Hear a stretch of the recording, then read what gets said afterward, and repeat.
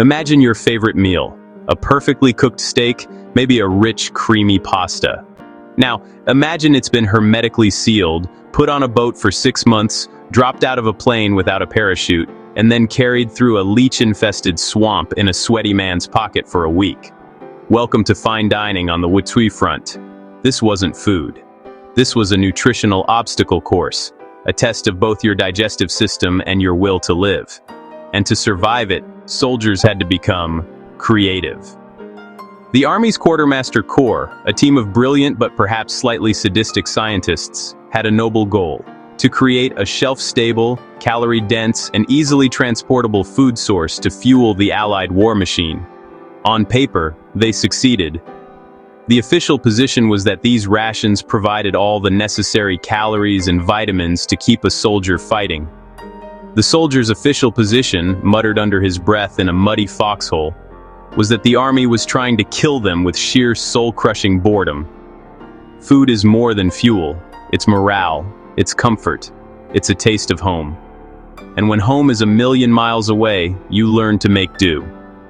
Today we're looking at the brutal, clever, and sometimes disgusting tricks soldiers use to turn their rations from punishment into something resembling food. Lesson 1. The hardtack. This wasn't a cracker, it was a building material, a direct descendant of the ship's biscuit that had plagued sailors for centuries. This flour and water brick was known by many names: tooth dullers, sheet iron, and most poetically, the molar breaker.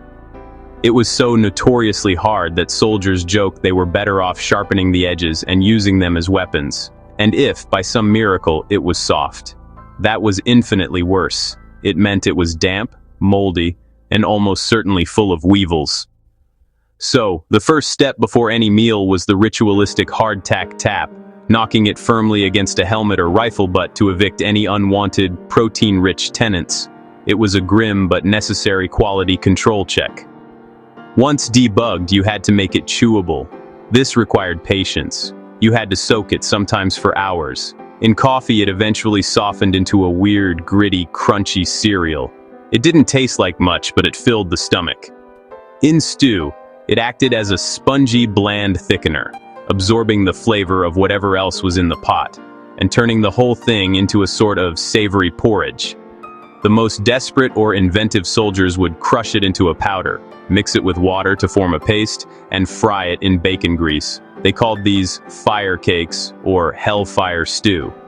It was like eating flavorless cardboard plaster, but it was hot, and it was yours. Bon appetit.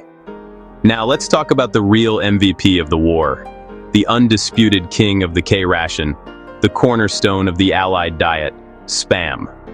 This special processed American meat was shipped to every theater of war by the literal boatload. GIs got so much of it, they started dreaming about it, having nightmares about it, and writing angry poems about it. But you couldn't just eat it cold from the can every day. Your soul would leave your body. It was a psychological battle as much as a culinary one. To combat the monotony, they invented the Spam Symphony, a culinary masterpiece in 3 movements. For breakfast, Spam, sliced thin and fried until crispy, a salty, greasy partner to Jajik instant coffee.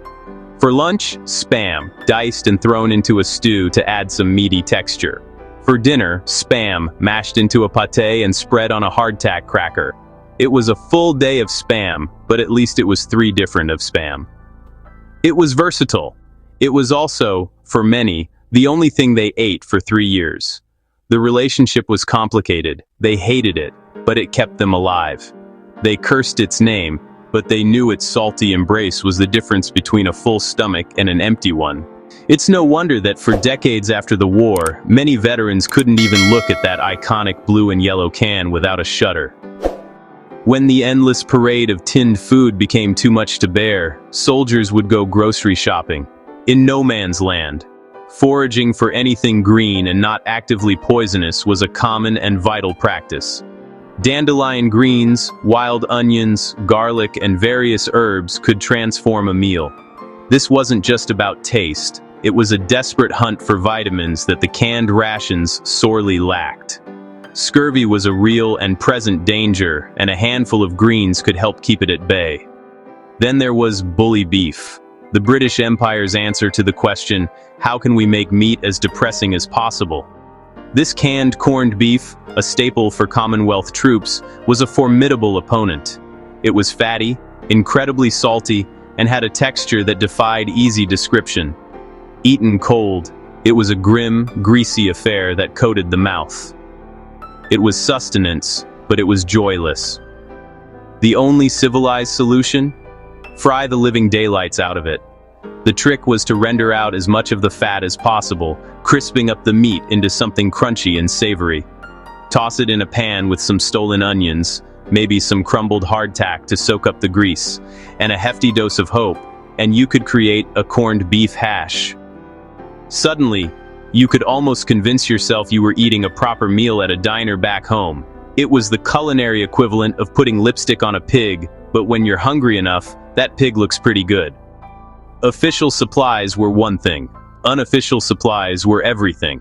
The front lines ran on a complex, unwritten economy of barter, trade, and tactical acquisition.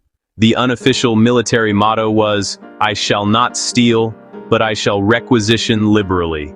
This meant trading with other units, especially those of different nationalities. An American with access to chocolate and cigarettes was a king.